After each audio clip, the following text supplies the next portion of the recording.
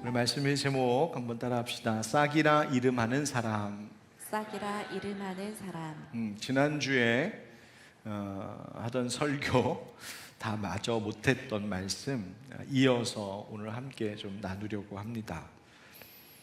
오늘도 아마 말씀의 주제는 교회, 우리 어떤 교회이어야 할까 하는 것에 대한 이야기가 이어질 것 같습니다.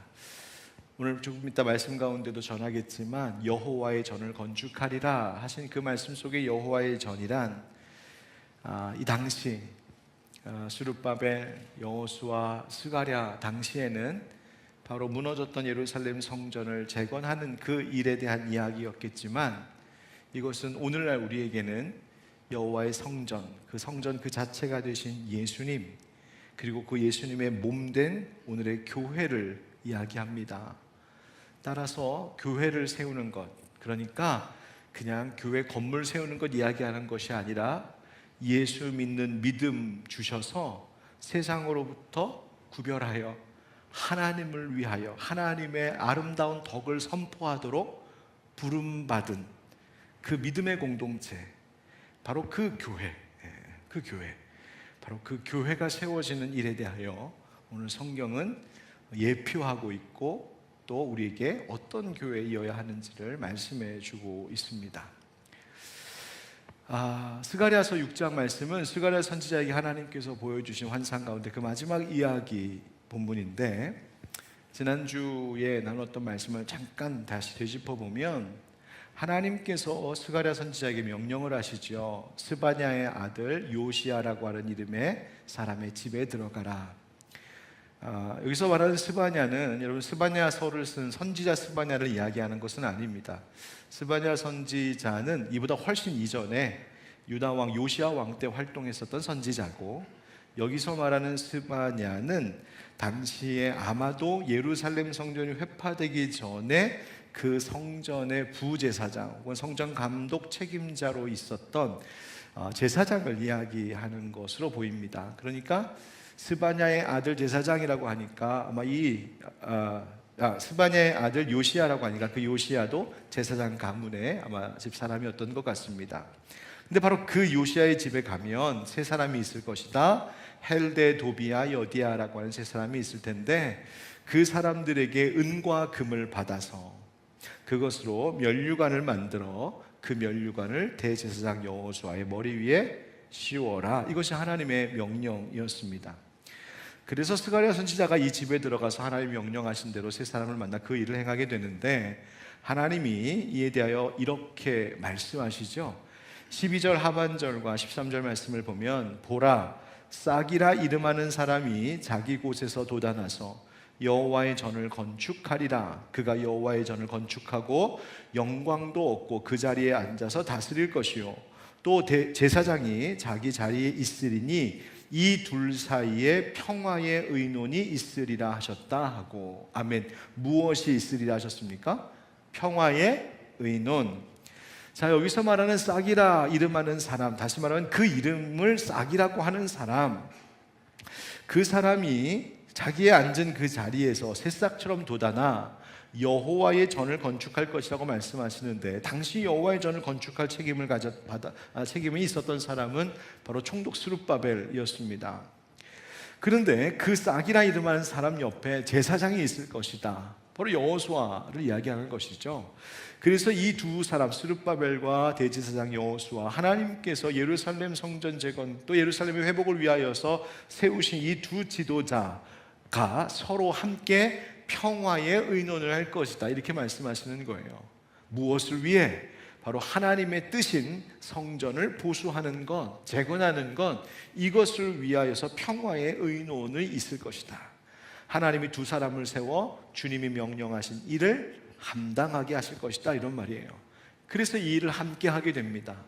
어떤 학자는 스룹바벨이 다 완수하지 못한 이 사명을 여호수아로 하여금 완수하도록 하나님이 하셨다, 그렇게 보기도 합니다. 아무튼 사명을 위해 이 두 사람을 붙여주셨다는 거예요.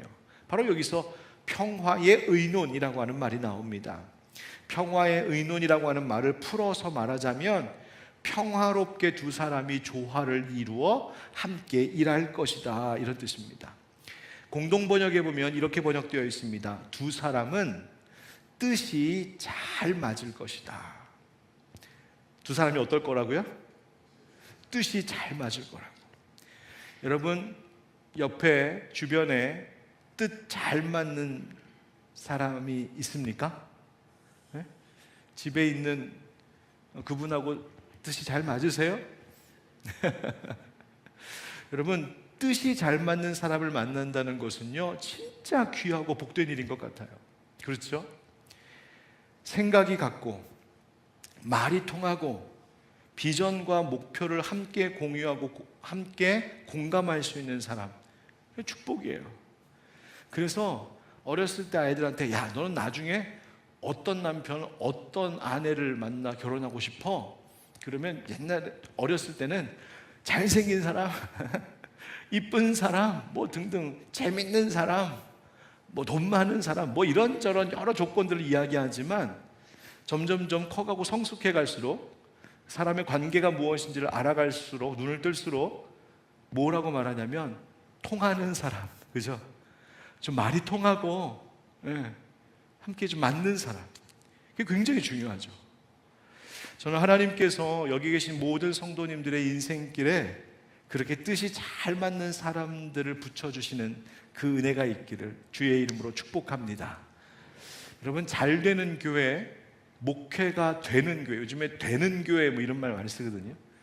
예, 목회가 잘 되는 교회, 성장하고 건강한 교회를 가만히 보면은요, 목사님 혼자서 하는 것이 아니었음을 볼 수 있습니다. 그러면 절대로 교회는 그렇게 되지 않습니다. 만약 어떤 교회에 담임 목사님이 정말 잘해서 혼자 그걸 다 한다, 그러면요, 자칫 독재할 수 있습니다. 왕 노릇할 수 있습니다. 또 그것은 그만큼 사고 날 위험도 크다는 이야기입니다. 또 어떤 목회자가 정말 슈퍼맨처럼 모든 걸 잘해서 끝까지 잘 해내셨다고 해도 그분이 영원히 목회하는 게 아니잖아요. 영원히 그 교회 목사님이 아니잖아요. 그러면 그 다음 리더십이 세워져야 하는데 꼭 그럴 때 잡음이 일어나고 갈등이 생기고 흔들리는 일들이 벌어집니다. 우리가 한국교회에서 너무나 많이 봤죠. 2019년도에 어떤 조사 결과를 보니까요, 이런 조사를 했더라고요. 교회에 분쟁이 있어서 어려움을 겪는 성도들이 이제 이 연구소에서 이렇게 상담을 이제 해오는 거예요. 그런데 교회의 심각한 문제와 어려움, 또 이런 갈등을 호소하는 상담을 하면서 그 여러 케이스들, 그 교회의 여러 아픔의 그 케이스들을 보면서 그 케이스, 그 문제가 생긴 원인이 되는 직분자가 누구인가를 조사한 게 있어요. 그러니까 분쟁을 일으킨 인물이 좀 뚜렷한 사건들, 성경 보니까 52건, 52건의 상담 내용을 면밀히 분석하여 누가 어떤 직분을 가진 사람이 그 분쟁, 그 아픔의 최초 원인이 되었는가를 조사해 봤어요. 여러분, 어떤 직분을 가진 사람이 그 모든 어려움의 원인이 되는 일이었을까요? 예? 담임 목사님, 어떻게 이렇게 잘하세요? 맞습니다. 조사 결과에 의하면 담임 목사 때문에 어려워진 케이스가 69%, 장로님이나 당회 때문에 문제가 일어난 것은 11%, 사모나 목회자 가족 때문에 일어난 것은 6%, 집사님 2%, 권사님 2%, 원로 목사님 2%, 뭐 그 정도예요. 그러니까 담임이 문제예요. 담임이 문제예요. 그러니까 여러분, 목사에게 집중되어 있고 목사가 다 하는 교회, 굉장히 잠재된 위험성이 있다는 이야기입니다. 따라서 건강한 교회를 우리가 함께 세우려면 뭐 목사만큼은 아닐지라도 목사와 같은 비전을 갖고 신앙적으로나 인격적으로나 또 사역적으로도 목회자같이 섬기고 헌신하는 평신도들이, 동역자들이 많이 세워져야 한다는 거예요. 교회는 그런 분들이 많을수록, 그렇게 기둥과 같은 분들이 많을수록 교회는 든든합니다. 여러분, 건물을 지어서 올릴 때에 기둥 하나만 있으면 세상 그것처럼 불안한 게 없습니다. 그렇죠? 여러분, 우리 교회 건물의 기둥이 하나라고 생각해 봐요. 서 있지도 못합니다. 2개? 그것도 불안하죠. 3개? 뭐 3개는 서 있을 수는 있을 것 같지만 영 시원치 않습니다. 최소 4개, 아니 기둥이 많으면 많을수록 그 하중을 견디는 힘이 분산되기 때문에 그 건물은 든든합니다. 교회도 마찬가지예요. 함께 마음을 모으고 오늘 성경의 표현대로 평화의 의논을 이루고 동역하는 사람들이 그래서 많이 필요합니다. 잘 되는 교회, 목회가 되는 교회를 보면 바로 그런 평신도 동역자들이 그 목사님 주변에 꼭 함께 아론과 훌처럼 있는 것을 보게 됩니다. 여러분, 우리 교회 지난 주일에 10주년 은혜 가운데 감사 예배드리고 은혜 가운데 정말 감사하게 행사도 잘 마쳤습니다. 얼마나 감사했는지요. 여러분, 10년 동안 우리 교회가 그래도 올 수 있었던 것, 이 목사 때문이라고 생각하십니까? 또 너무 막 이러니까 제가 조금 서운하긴 한데, 근데 맞습니다. 저 때문에 아닙니다. 저 때문에 절대로 아닙니다. 예. 함께 같은 마음, 같은 뜻을 품고 헌신하고 동역해 오신 우리 교회 많은 직분자들, 많은 일꾼들이 계셨기에 지금까지 교회가 세워져 올 수 있었다고 저는 믿습니다. 그런데요, 우리 교회가 앞으로 다시 비전의 10년을 달려가려면 계속해서 그런 기둥들이 더 많이 세워져야 됩니다. 왜?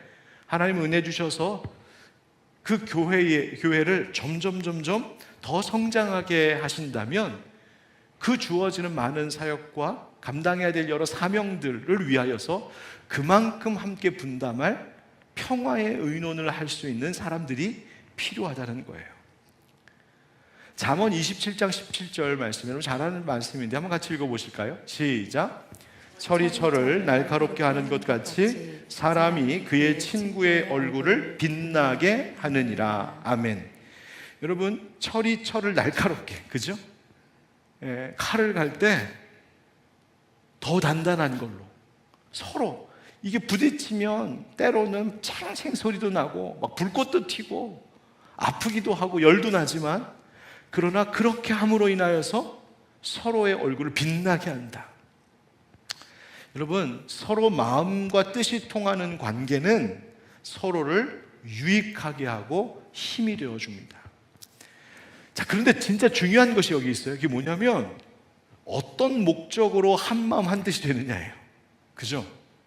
여러분, 도둑 10명 100명이 한마음으로 내가 저 집을 털어야겠다, 우리가 저 집을 털어야겠다, 그건 아무런 유익이 안 되는 일이죠. 목적이 중요한 거예요. 그래서 불의한 일을 위해, 악을 꾀하는 것 위해, 죄 짓는 일을 위해 그것 가지고 한마음 한뜻 되라는 것이 아니라 그 함께 망하는 거죠. 무엇을 위해? 하나님이 기뻐하시는 일을 위하여서 우리가 한마음 평화의 의논을 해야 한다는 겁니다. 다시 말해, 우리가 서로 어떤 관계여야 하냐면 우리의 관계 사이에 늘 하나님이 계셔야 할 줄 믿습니다. 하나님이 우리 사이에 계시고 예수님 사랑으로 서로 사랑하고 성령께서 하나로 묶어주심을 아름다운 줄로 하나 되게 하신 이것을 잘 지키는 바로 그 교회. 여러분, 그러려면요, 우리 각자가, 목사도 그렇고 장로님들도 그렇고 집사님들, 권사님들, 모든 분들이 우리 각자가 먼저 우리 주님 닮아가는 거예요. 주님을 닮아가고 우리 각자가 우리 주님과 각자가 동행하다 보면 어떻게 될까요? 우리가 다 한 길을 가고 있는 거죠. 주님이 이 길 저 길 막 왔다 갔다 하시는 것이 아니라 주님이 가시는 길에 내가 같이 가고, 장로님 같이 가시고, 집사님 같이 가시고, 권사님 같이 가시고, 우리 아이들, 청년들 같이 가고, 그러다 보면 우리가 다 같이 한 길을 가는 것. 그래서 우리 각자가 서로 주님 닮아가고 주님과 동행하는 것이 그래서 중요합니다. 아모스 3장 3절에 이런 말씀이 있습니다. 두 사람이 뜻이 같지 않은데 어찌 동행하겠느냐. 이 말이 무슨 말이냐면 길에 보니까 어떤 두 사람이 한 길을 함께 잘 걸어가고 있다는 것은 둘이 서로 약속하여 뜻을 같이 했기 때문에 그 길을 같이 가고 있는 것이다. 그런 뜻이에요. 그런데 하나님께서 아모스 선지자를 통해서 왜 이 말씀을 하셨었냐면 이유가 있어요. 하나님께서는 당신의 뜻, 당신의 비밀을 그 종되는 선지자들에게 미리 보이지 않으시고는 행하심이 없으시다라고 하는 말씀을 하시기 위함이었어요. 그러니까 하나님께서 선지자들, 그 종된 선지자들에게 하나님의 뜻을 알게 하심으로 하나님과 선지자들이 함께 한 길을 가는 이 동역의 관계를 말씀하시는 거예요. 여러분, 하나님이 기뻐하시는 교회가 어떤 교회일까요? 말씀드린 대로 하나님께서 우리 각자에게 주시는 그 하나님의 뜻으로 우리가 주님과 함께하며 동행할 때에 예수님 보여주신 그 성품대로 예수님 닮아가고자 할 때에 우리의 마음과 삶의 태도가 함께 하나 되어서 한 길을 가게 될 수 있는 줄 믿습니다. 여러분, 서로의 마음을 하나로 모은다는 것 쉬운 게 아니에요. 쉽지 않아요. 평생을 같이 산 부부도 어느 순간 우리가 서로 전혀 딴 생각하고 있다 라는 거 느낄 때가 있어요. 우리 정 목사님 꼭 그렇게 하시더라고요. 있잖아요. 이게 서로 마음을 하나로 모으기 쉽지 않습니다. 때로는 지난주 말씀드린 것처럼 이 악물고 나를 내려놓고 버려야 하는 순간들이 있습니다. 사도 바울의 고백처럼 날마다 죽노라 해야 되는 때가 있습니다. 바울의 고백처럼 나를 쳐서 복종시키는 일이 필요한 순간들이 있습니다. 그래야 한 마음 됩니다. 그러나 그렇게 해서라도 내가 주님과 함께하고 서로가 함께할 때에 바로 우리 안에, 교회 안에, 가정과 일터 안에 바로 평화의 의논, 서로 뜻을 잘 맞추는 그 조화가 이루어지게 되고 바로 그것이 하나님이 기뻐하시는 교회의 모습입니다. 올 한 해 우리 이제 새로운 10년을 출발하는 우리 하늘빛 광성교회가 또 우리 교회 안에 속한 모든 가정들이 오늘의 이 말씀처럼 평화의 의논이 있는 교회, 화평을 도모하는 교회, 하나님의 뜻을 구하고 예수님 닮아가는, 그래서 주님이 기뻐하시는 교회가 되고 그런 가정이 되는 은혜가 있기를 우리 구주 예수님의 이름으로 축원드립니다. 아멘. 이게 이제 지난주 했던 이야기예요. 자, 그리고 나서 오늘 본문을 다시 한번 좀 보겠습니다. 11절 12절 말씀을 우리 한번 같이 읽어보실까요? 11절 12절 시작. 은과 금을 받아 면류관을 만들어 여호사닥의 아들 대제사장 여호수아의 머리에 씌우고 말하여 이르기를 만군의 여호와께서 이같이 말씀하시되 보라, 싹이라 이름하는 사람이 자기의 곳에서 돋아나서 여호와의 전을 건축하리라. 아멘. 자, 이 말씀 보면 먼저 좀 궁금한 게 생기죠. 아니, 왜 은금으로 만든 면류관을, 그러니까 왕관이잖아요, 왕관, 왜 그것을 대제사장 여호수아에게 씌우라고 하셨을까?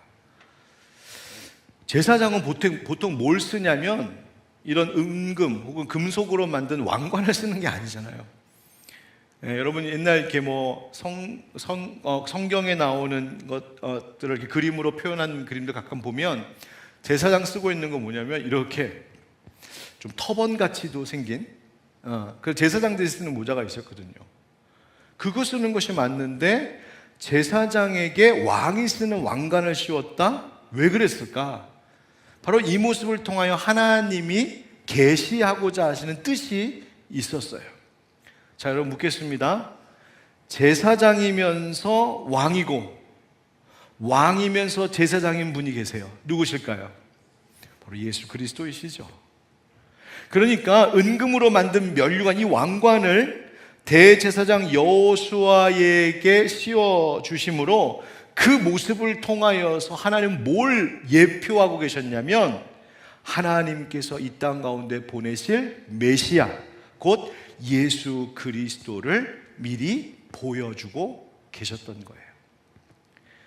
또 이 여호수아에게 전하게 한 말, 아까 읽었던 그 말씀을 보면 싹이라 이름하는 사람이 자기 곳에서 돋아나서 여호와의 전을 건축하리라 이렇게 했어요.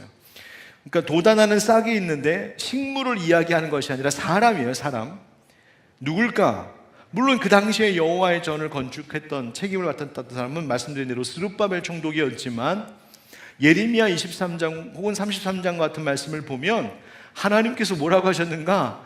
다윗의 혈통 가운데에서 의로운 싹을 하나 나게 하실 것인데 그 싹이 정의와 공평으로 행하게 하신다라는 예언의 말씀을 주세요. 누구를 얘기하는 걸까? 바로 예수 그리스도시죠. 또 이사야서 11장에 더 정확하게 나와요. 이사야서 11장 1절 2절 다 같이 시작. 이새의 줄기에서 한 싹이 나며 그 뿌리에서 한 가지가 나서 결실할 것이요 그의 위에 여호와의 영 곧 지혜와 총명의 영이요 모략과 재능의 영이요 지식과 여호와를 경외하는 영이 강림하시리니 아멘. 바로 이것이 이사야 선지자를 통하여 하나님 예언하셨던 메시아, 바로 예수 그리스도의 오심을 계시하셨던 말씀이에요. 그러니까 이 말은 뭐냐면 바로 그 메시아가 여호와의 전을 건축하리라 말씀드렸었죠. 스룹바벨 당시에는 그것이 예루살렘 성전을 이야기하는 것에 불과했을지 모르지만 이 말씀을 통해 하나님 궁극적으로 사실 말씀하시고 했던 당신의 뜻은 무엇이었냐면 성전, 바로 예수님의 몸 그 자체, 그리고 예수 그리스도를 머리로 한 신약시대의 교회를 의미하는 거예요. 궁극적으로는 장차 예수님 다시 오실 때, 우리 아까도 찬양했죠? 어제도 계셨고 오늘도 계시고 이제 다시 오실 왕, 바로 예수 그리스도가 이 땅에 오심으로 완성될 하나님의 나라를 미리 말씀해주고 계신 예언의 말씀이었어요. 그러나 이것을 다 종합하여 보자면 뭔가 바로 그 면류관을 쓴 여호수아의 모습도, 싹이라 이름하는 사람 바로 그 스룹바벨의 모습도 결국 이 둘을 통하여 뭘 말씀하시려고 하는 거냐면 종합적으로 하나님이 보내실 메시아 예수 그리스도를 통하여 이 땅 가운데 교회를 세우겠다, 하나님 나라를 완성하시겠다는 뜻이었어요. 여러분, 우리가 바라고 추구해야 할 교회의 모습이 뭘까? 아까 첫 번째, 우리 안에 평화의 의논이 있어야 된다. 우리가 한 마음이 되어야 된다. 뜻이 맞아야 된다. 주 안에서. 그것이 우리가 바라는 교회의 모습이라면, 두 번째, 우리의 교회는 어떠한가를 생각할 때 늘 물어야 될 질문이 무엇이냐면 바로 이것입니다. 예수님을 경험함이 있는가? 즉, 이 교회가 예수의 이름으로 세워지는 교회인가? 이 교회에서 예수가 경험되는가요? 예수. 여러분, 교회는 예수 그리스도의 몸이기 때문이에요. 여러분, 예수님 안에서 이 왕과 제사장은 다른 존재가 아니죠. 예수 안에서 하나입니다. 예수님은 왕의 직책과 대제사장의 직책을 완벽하게 소화해낸 분이에요. 그것이 바로 평화의 의논이라는 말이에요. 그런데 이 평화의 의논이라고 하는 말 속에는 어떤 의미가 있냐면 조금도 부족함이 없는 충분하고 충만한 상태를 의미해요. 그 완전히 하나됨, 완전히 하나됨. 그 예수님이 바로 그런 분이시라는 거예요. 왕의 역할과 대제사장의 역할을 완벽하게 해내신 분이 바로 예수님이시다. 그렇다면 교회란 예수 그리스도의 몸된 교회이니 교회 안에서는 예수님의 이 두 일이 경험되어야 된다는 거예요. 먼저 면류관을 쓴, 왕관을 쓴 왕을 한번 생각해 보세요. 왕이 하는 일이 뭐예요? 백성들을 다스리는 거예요. 통치하는 거예요. 왕이 그 백성들 가운데 가장 크고 높은 권위를 가지는 존재이죠. 통치자. 또 왕은 뭐 하냐면 전쟁 가운데 앞장서서 나가 싸워요. 왕은 나가서 적들을 물리치며 싸워야 될 책임이 있어요. 또 왕은 그 백성들을 보호할 책임이 있어요. 백성들을 안전하게 적으로부터 보호하고 또 먹고 살 수 있도록 공급해야 할 책임이 있는 것이 왕이에요. 그런데 지금 성경이 뭘 말하고 있냐면 그렇게 백성들을 안전하게 다스리고 백성들이 겪어야 될 여러 전쟁 가운데 승리를 얻게 하고 백성들을 모든 위험한 것들로부터 보호하고 백성들의 모든 필요한 것들을 채우고 공급하는 그 왕의 일을 누가 완벽하게 해내신다? 바로 예수 그리스도께서 하신다는 거예요. 자, 그렇다면 교회는 그것이 경험돼야 돼요. 교회에 올 때마다 내가 예수 그리스도가 나의 왕이시구나, 예수 그리스도께서 나를 다스리신 나의 주인이시구나, 교회 안에서 그게 경험돼야 돼요. 인생에 수없이 많은 전쟁, 영적인 싸움들, 그 모든 것 가운데서 예수님 때문에 승리하게 된다라고 하는 그 영적 승리를 경험하게 돼야 돼요. 교회 안에서 예수님이 나를 지키시는구나, 예수님이 나를 사랑하시고 보호하시는구나, 예수님이 나의 양식이 되어주시는구나, 그것이 교회 안에서 경험돼야 돼요. 그게 교회예요. 예수님의 또 하나의 역할, 제사장. 여러분, 제사장 뭐 하는 역할입니까? 네, 하나님 앞에 제사하는 거예요. 네. 그런데 그 말이 뭐예요? 하나님과 백성 사이에 중보의 역할을 하는 거예요. 그 제사장을 통하여, 구약시대에는 그 제사장의 제사를 통하여 백성들은 하나님 앞에 나아갈 수 있었어요. 동시에 하나님이 주시는 은혜가, 예를 들면 죄 용서함의 선포와 같은 그 은혜가 제사장을 통하여 백성들에게 선포되었어요. 그러니까 하나님과 백성들 사이의 통로와 같은 것이 바로 제사장의 역할이거든요. 하나님께로부터 받은 은혜를 감사할 때도 그 중보자를 통하여, 하나님께로부터 우리에게 임하는 은혜를 경험하는 것도 그 중보자를 통하여서. 자, 그렇다면 이것도 경험되어야 되는 거예요.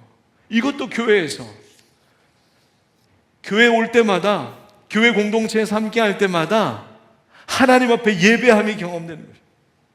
예수의 이름으로 기도할 때 하나님의 응답하시는 것이 체험되는 거예요. 예수님을 통하여 하나님 앞에 나아감을 경험하게 되는 것이죠. 예배하는 모임이어야 되죠. 교회가 그래서 기도하는 모임이어야 돼요. 교회가 말씀으로 위로받고 그 말씀을 믿고 회개하는 자들마다 하나님의 죄 사하시는 용서의 선언이 들려오고, 방황하고 지쳐있는 심령들이 예수 그 이름 붙들고 그 주님의 말씀 붙들 때마다 삶의 길을 찾게 되는, 그 예수 안에서 삶이 다시 회복되고 살아나게 되는 것이 경험되는 자리가 어디냐? 바로 교회이어야 한다는 거예요. 여러분, 우리 교회를 바라보면서 우리는 끊임없이 이것을 물어야 돼요.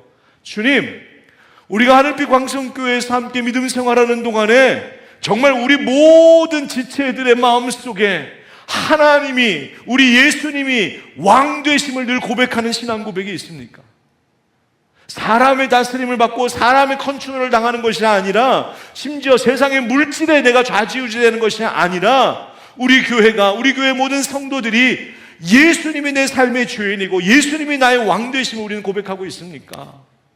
세상의 다른 어떤 것들이 나를 보호해주고 세상의 다른 어떤 것들이 나를 공급하는 것이 아니라 오직 예수님이 나를 보호하시고 예수님이 나를 공급하시는 분임을 우리 교회가 경험하게 해주고 있습니까? 하나님, 우리 교회가 예수 이름으로 하나님 앞에 예배하고 기도하는 공동체입니까? 예수님 때문에 우리가 죄사함의 은혜를 누리고, 예수님 때문에 위로를 받고, 예수님 때문에 하나님과 교제할 수 있는 그 기쁨을 경험하게 하는 교회입니까? 여러분, 이것이 경험돼야 돼요. 여러분, 저는 우리 하늘빛 광성교회가 앞으로 다시 10년 동안 정말 예수 냄새, 예수 향기에 풀풀 나는 그런 공동체 되기를 간절히 소망하고 또 그렇게 되길 주의 이름으로 축복합니다.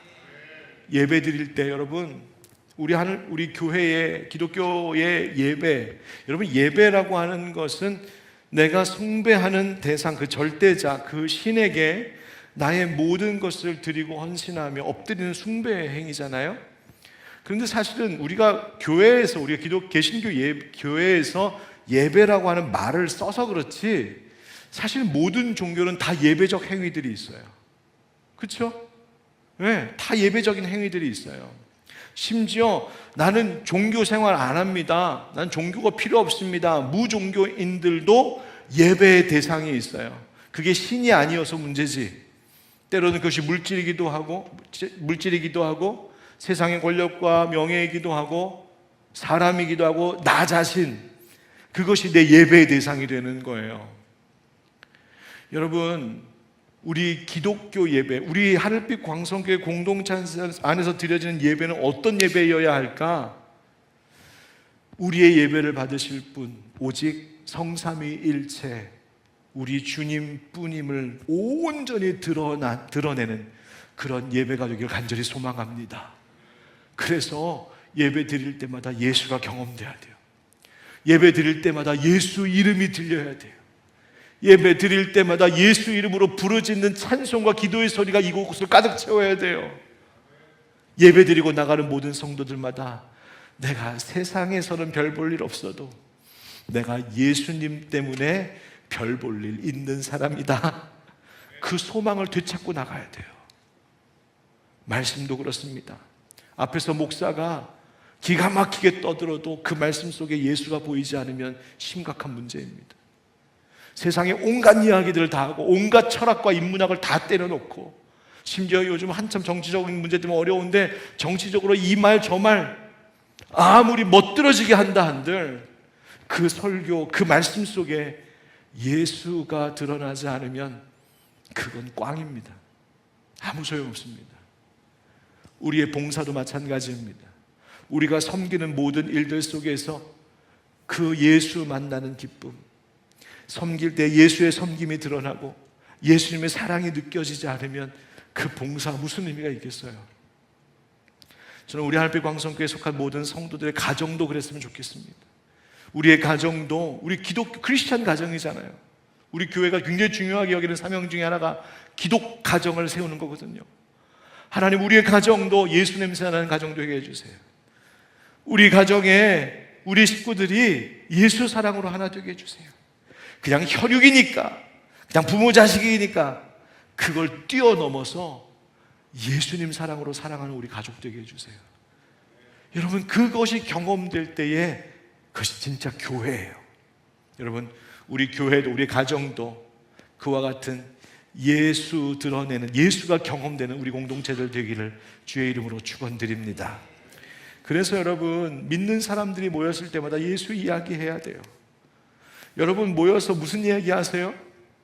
여러분의 대화 속에 예수님이 얼마나 등장하시나요? 이제 목장 방학, 이제 설 명절 연휴 끝나고 나면 이제 목장 다시 개학할 텐데, 여러분 지난 작년 한 해 여러분의 목장을 한번 가만히 되짚어 보세요. 목장 안에서 여러분들의 대화 속에 예수님 이야기는 얼만큼을 차지하고 있었을까?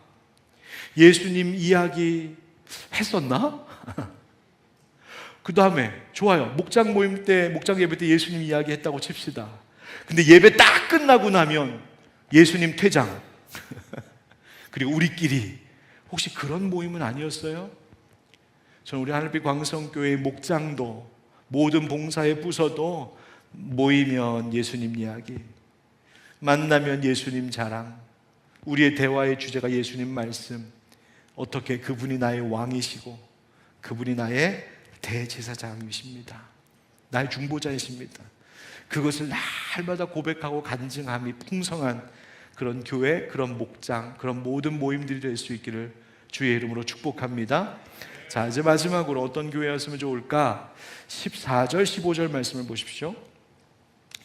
그 면류관은 헬렘과 도비아와 여디아와 스바냐의 아들 헨을 기념하기 위하여 여호와의 전 안에 두라 하시니라. 그러니까 그 대제사장이 여호수아의 머리에 썼던 그 면류관은 성전 재건을 위해 헌신한 자들을 기념하도록, 그러니까 그 은금을 바친 자들을 기념하도록 면류관을 그 새로 재건한 스룹바벨의 성전에 늘 보관하도록 하나님 명령하셨어요. 그리고 그 다음 15절, 우리 15절은 같이 읽겠습니다. 시작. 먼데 사람들이 와서 여호와의 전을 건축하리니 만군의 여호와께서 나를 너희에게 보내신 줄을 너희가 알리라. 너희가 만일 너희의 하나님 여호와의 말씀을 들을진대 이같이 되리라. 아멘. 자, 어떤 사람들이 와서 여호와의 전을 건축한다고 말씀하시냐면 먼데 사람들이 와서 여호와의 전을 건축한다 이렇게 말씀하세요. 도대체 먼데 사람들이 누굴까? 먼저 이 먼데 사람들을 해석하는 그 첫 번째는 바벨론의 포로로 끌려갔던 사람들, 그러니까 멀리까지 끌려가 흩어졌던 그 사람들, 하나님께서 그들을 다시 다 돌아오게 하셔서 그들의 손을 통하여 무너졌던 성전을 다시 건축하게 하신다, 그 말씀이에요. 여러분, 이 말씀을 통해서 우리가 깨닫게 되는 것은 포로로 끌려갔던 사람들처럼 하나님께서 그 절망과 낙심에 빠져 있었던 사람들, 소망을 잃었던 사람들, 이젠 우린 끝났구나 했던 사람들, 야, 우린 멀리 와도 너무 멀리 왔다, 이젠 너무 늦었다, 이젠 벼랑 끝이다, 이젠 소망이 없다 하는 사람들, 하나님이 그런 사람들을 다 모아서 여호와의 전, 곧 하나님의 공동체 교회를 세우는 일에 하나님 쓰신다, 그 말씀이에요. 또 하나, 이 먼데 사람들 또 하나 동시에 더 확장한 의미로서 해석하는 것은 뭐냐면 바로 유대인들로부터 먼 사람들, 바로 이방인들을 이야기하는 거예요. 그러니까 하나님의 구원이 유다 민족에게만 있는 것이 아니라 이방인들에게도 임하여 오히려 이방인들이 여호와의 전, 하나님의 나라를 이루는 일에 귀한 도구로 하나님이 쓰신다는 거예요. 실제로 그랬죠. 예루살렘 교회로부터 시작되긴 했으나 예루살렘 교회는 더 어려워지고 오히려 사도 바울이 이방에 흩어진 곳마다 다니면서 복음을 전하여 세웠던 교회들, 이방의 교회들이 오히려 부흥하고 성장하여 그들이 오히려 예루살렘 교회를 돕고 오히려 세계 선교의 밑거름이 되었던 바로 놀라운 교회 역사가 있잖아요.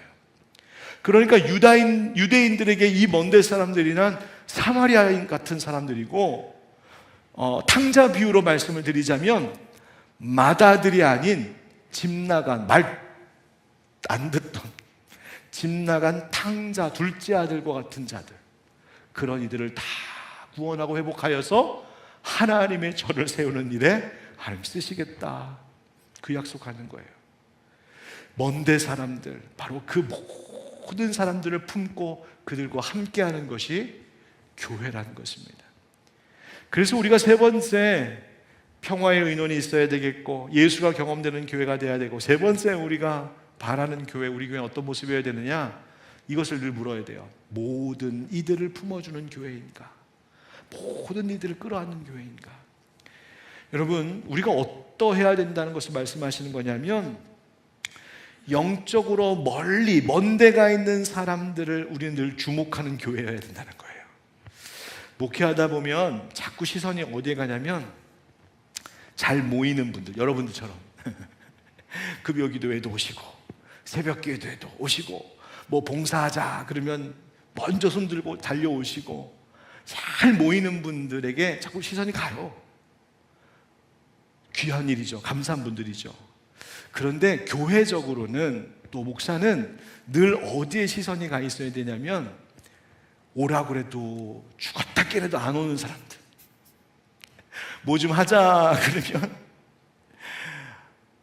함께 하겠습니다가 아니라 오히려 삐딱하게 도망가는 분들, 마음 상한 분들, 방황하는 분들, 시험 든 분들, 낙심한 분들, 지쳐있는 분들, 신앙이 흔들리는 분들, 여러분 그분들에게 우리의 시선이 가 있어야 돼요. 그분들을 품어내야 돼요. 여러분, 교회, 이 말씀은 교회 성장의 참 의미를 생각해 보게 합니다. 여호와의 전을 건축하는 것, 교회가 세워지는 것이 뭘까? 마치 하나님을 알지 못했던 바로 그 이방인들과 같은 사람들, 그들이 예수 믿고 돌아오도록 하는 거예요. 이제는 우리 하늘빛 광성교회가 어떤 교회여야 되냐면 예수 모르는 분들, 예수님 떠나 있던 분들, 방황하는 분들이 많이 오는 교회가 돼야 돼요. 하나님께서 지금까지는 우리 10년 동안 우리 교회 기초를 닦고 성장기였으니까, 자리 잡는 시간이었으니까 이 역사 속에 많은 분들 보내주실 때에 믿음 생활 잘하던 분들, 어떤 연유로든 믿음 생활 하던 분들이 오신 경우 케이스가 꽤 많았어요. 아마 하나님께서 그분들을 새로운 동역자로 우리를 묶어주신 목적이셨던 것 같아요. 그런데 물론 그것도 감사하고 또 새롭게 만난 공동체 속에서 잘 뿌리내리고 신앙생활을 더 풍성해지도록 하는 것도 중요한 일이겠지만, 이제 우리는 전체적으로 우리 어디에 자꾸만 시선을 둬야 되냐면, 예수 안 믿던 분들, 예수님 떠나게 있던 분들, 교회가 싫다고 갔던 분들, 그런 분들을 자꾸 품어낼 수 있는 교회여야 돼요. 에베소서 2장 13절에 사도 바울이 이런 이야기를 합니다. 이제는 전에 멀리 있던 너희가, 우리가 어떤 사람이었더라고요? 어디에 있던 사람? 멀리 있던, 우리도 멀리 있던 사람. 이게 지금 에베소 교회 이방인 교회잖아요. 그러니까 유대인들 아니 이방인들, 너희 멀리 있던 사람이야. 구원의 울타리 밖에 있었던 사람이야. 그런데 너희가 이제는 그리스도 예수 안에서 그리스도의 피로 어떻게 되었다? 가까워졌다. 이 은혜를 입은 게 우리들이거든요. 우리도 멀리 있던 사람들이었어요. 그런데 너희가 이제는 예수님 때문에 가까워졌으니 이제 그 멀리 있는 사람들 봐야 한다 하시는 말씀이죠. 여러분, 그런 분들에게 자꾸만 다가가고 열려있는 교회여야 돼요. 그런 분들에게 매력적으로 느껴지는 교회여야 돼요.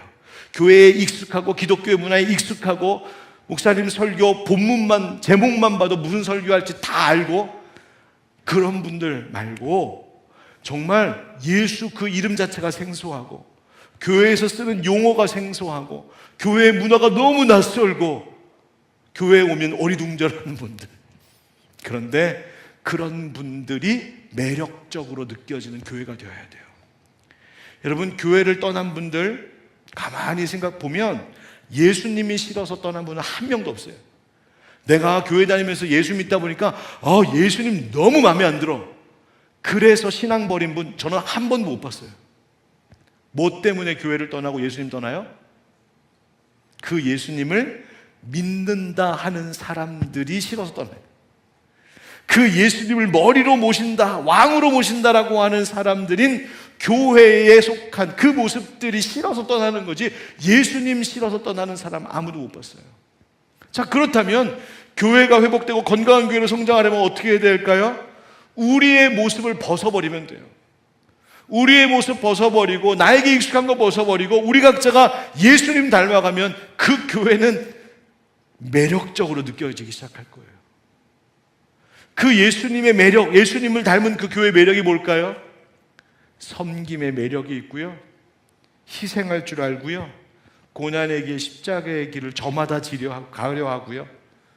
바로 그런 교회, 그때에 믿지 않는 먼 데 있던 사람들, 상처받고 떠난 먼 데 있었던 사람들도 돌아오고 싶은 교회가 되는 거예요. 꼭 신앙의 문제뿐만이 아니라도 먼 데 있는 사람, 나와 다른 사람들도 있어요. 생각도 다르고 취향도 다르고 의견도 다르고 심지어 신앙생활, 교회 생활하는 스타일도 다르고, 그래도 그 모두를 품을 수 있는 교회여야 합니다. 여러분, 우리 교회는 어떨까요? 나와 다른 사람을 잘 품어내는 그런 우리 성도들의 모습, 그런 교회일까요? 낯선 이들을 봤을 때 다가가는 사랑이 있는 교회인가요? 어렵고 힘들고 방황하는 자들, 상처 입은 자들, 그들을 찾아가서 위로하고 치료하려고 하는 그런 교회인가요? 여러분, 예수님 화려한 궁정이 아니라 가난한 촌동네에 가서 병자들의 마을로 가서 그들을 넓은 가슴으로 품어주고 위로해 주셨던 분이 바로 우리 예수님이시죠. 선한 사마리아인 같은 분이 우리 예수님이셨어요. 그래서 예수님 말씀하시잖아요. 가서 너도 이와 같이 하라. 그래서 올해 우리 교회가 우리는 가서 섬기고 사랑하겠습니다 하는 거예요. 여러분, 먼 데 있는 사람, 영적으로 신앙적으로든 관계적으로든 먼 데 있는 사람들을 품어낼 수 있는 여호와의 성전된 우리 교회가 되기를 주의 이름으로 축복합니다. 정리합니다. 우리 교회 어떤 교회 되기를 위해서 기도해야 되냐면 세 가지입니다. 첫 번째 시작. 평화의 의논이 있는 교회 되게 하소서. 두 번째, 예수님을 경험하는 교회 되게 하소서. 세 번째, 모든 사람을 품는 교회 되게 하소서. 여러분, 이 기도 가지고 우리 함께 교회를 위해서 기도할 때 하나님이 기뻐하시는 바로 그 교회, 우리 하늘빛 광성교회가 될 줄 믿습니다. 아멘.